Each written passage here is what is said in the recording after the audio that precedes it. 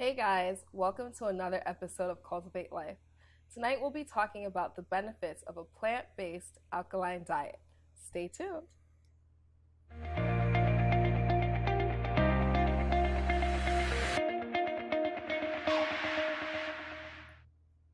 Hi guys, I'm Makeeba Jayne with Cultivate Lyfe, and tonight we have a special guest here, Aqiyl Aniys. How are you, Aqiyl? I'm doing fantastic. Thanks for having me. Awesome. So, in case you guys are wondering, our special guest tonight is going to talk about the benefits of an alkaline plant based diet. He has three books that he's authored. The first one is Alkaline Plant Based Diet, Alkaline Herbal Medicine, and this wonderful children's book about the alkaline plant based diet. So, tell people, what is an alkaline plant based diet? It's a diet based upon alkalizing the body. We started this because following an herbalist, his name is Dr. Sebi. And Dr. Sebi was known for curing diseases that they say were incurable. His platform was based upon we need to put alkaline foods into our bodies. And this is by putting those foods into our bodies, this is what's going to eradicate disease. Right, right. So, how does putting alkaline food into your body eradicate disease? What does that exactly mean? All right, so the blood in our bodies should be at a level of 7.4, around there. And by doing that, it keeps the body in a position of homeostasis, which means that everything is operating at the level, its highest level. So if the body does not get foods that are alkaline and keeps it there, then the body is going to strip a lot of things from the body, and it's going to cause diseases to keep the blood at that level. So what we need to do is to put plant-based foods in the body that's going to keep the blood at a level of 7.4. And by doing that, by using natural plant foods, it gives us all the minerals and the nutrients that we need to keep it there. And those minerals and nutrients gives our body everything that it needs to heal itself. Okay, so is there a difference between alkaline plant-based diet and, say, a vegan diet? Yes. The thing is with vegan, plant-based diet means that you're eating plant-based foods. Vegan diet means that you're eating plant-based foods. A vegan in itself means that you're eating plant-based foods and you're not using any animal products. So there's a difference in why we try to stay away from using the word vegan, because it conceptualizes something different. What we're doing is eating plant-based foods. Now, you can be vegan and not eat the way that we eat. You can eat foods that are not good for the body. You can eat garbage, what we call like garbage food or processed foods. So we stay away from them. So there is a difference between vegan and, say, the alkaline plant-based diet. If you just say plant-based and vegan, that can mean the same thing. But when we get into an alkaline plant-based diet or a whole food plant-based diet, then that's necessarily the same thing as a vegan diet, which just means just eating plant foods, which could be bad for you. Okay, so that's interesting because a lot of people are out there and they're thinking that, by going vegan, they're actually doing their body a favor and becoming more healthy, but you're saying that's not the case. If you're eating junk food, then it's just the same thing as eating animal products. Junk food, if you're eating like things with high fructose corn syrup or a lot of additive fats, it's not going to be good for you. You're eating fried potatoes or French fries, it's vegan, but doesn't mean that it's healthy for you. It's not healthy. Right. So a little bit more about the alkaline diet. I read your book and you kind of talk about the body being alkaline in comparison to the standard American diet. Mm-hmm. Now, the standard American diet kind of focuses on, eating dairy and meat for protein. Meat, dairy, and processed foods. And processed food.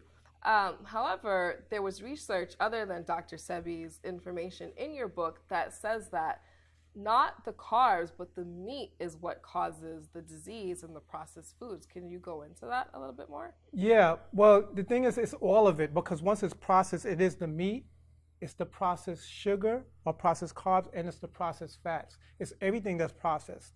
The meat in itself wasn't as bad as it is now. So say 40 years ago, 50 years ago, it wasn't the best thing to eat. But the processing now with the factory farming introduces a lot of disease into the meat. When you eat that meat, you take it in and you take on those diseases. But also what they're doing, they're pumping in hormones into the animals to make them bigger.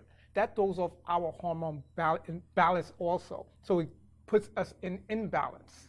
Okay. Okay. So you're saying that because of the way the agricultural and the farming practices are now, and the way that they're processing food, that having those toxins and what's coming into the food is what's affecting the diseases in the body. That is feeding it. So one is that is feeding it, but also when we're eating a lot of meat, going back into the book, to the China study, when we eat a lot of meat, so eat over 10% of our diet is meat, then it starts to support the proliferation of cancer. They found that eating under 10% didn't support it, but once you get over that, it supported it. An alkaline plant-based diet, a whole food diet, did not support cancer development at all. Right. Wow, that's interesting. So basically we have the alkaline plant-based diet, your standard American diet, and then the trend of now veganism. So can you talk more about Dr. Sebi and his practices and how he actually used the diet to Oh man, brilliant man. diseases? Brilliant man. I came into this, and I came into this about 7 years ago. I started when I was 44. I'm 51 now, and the change in my body, everything has just been remarkable. I haven't been sick in 7 years. I was sick all the time before, and I was cutting out things in stages till I got to this point, and I was getting better, but I was still sick. I ran into information on Dr. Sebi, and I started researching it, and I said, yo, just like researching his methodology, I said, it makes sense. I was a little skeptical because he was talking about curing all these diseases, which the United States Supreme Court identified that he was able to cure these diseases, but still just being skeptical. So I said, if what he says doesn't even do that, just the methodology should be able to clear up things that I have. Right. I had GERD, overweight. I lost 15 pounds coming down. I started at 185. I'm like 150 now. Had flu, pneumonia several times. I would have it in a year. Had all these things. When I started on the diet, I haven't been sick in 7 years. Straight up, cleared out stuff. Now, what it is in this diet is basically saying, here's a nutritional guide. Dr. Sebi's nutritional guide, and you can find it on my website, naturallifeenergy.com. It is the bomb. It's the bomb. What it is going to keep us away from hybrid foods, processed foods, and it gives us the better plant foods to eat.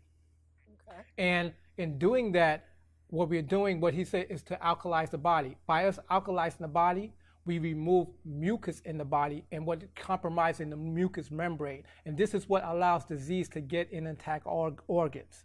So he used a diet from the Dr. Sebi Nutritional Guide, but also used herbs within this methodology. And what they're aimed at is cleaning the body down to the cell level or the intracellular level.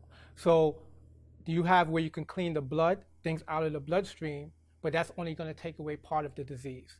What you have to do now is go into the cells themselves and clean out the cells. Not everything does that. With a lot of his herbs, they are specifically put together to clean the cells on the intracellular level so that when cells replicate, they're going to replicate as healthy cells. So the alkaline plant-based diet, what it does is to alkalize the body. By alkalizing the body, it gets rid of garbage. It puts the body into a state of homeostasis where everything will start to work in the proper way it's supposed to, and has all the cells down to the cellular level reproduce as clean cells, which over time clears out disease in the body. Wow, that's really interesting. So you guys, if you want to learn more about the alkaline plant-based diet, stay tuned. We'll be right back.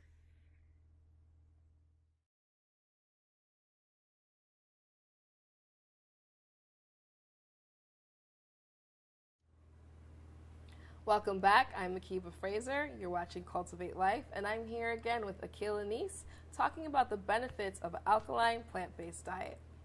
So we were just talking about how Dr. Sebi used the plant-based diet to heal incurable diseases such as AIDS, diabetes, cancer, sickle cell anemia, lupus, herpes, heart disease, everything, you name it. And he actually, in 1988, won the case against the New York Supreme Court because he was able to prove that he cured these diseases.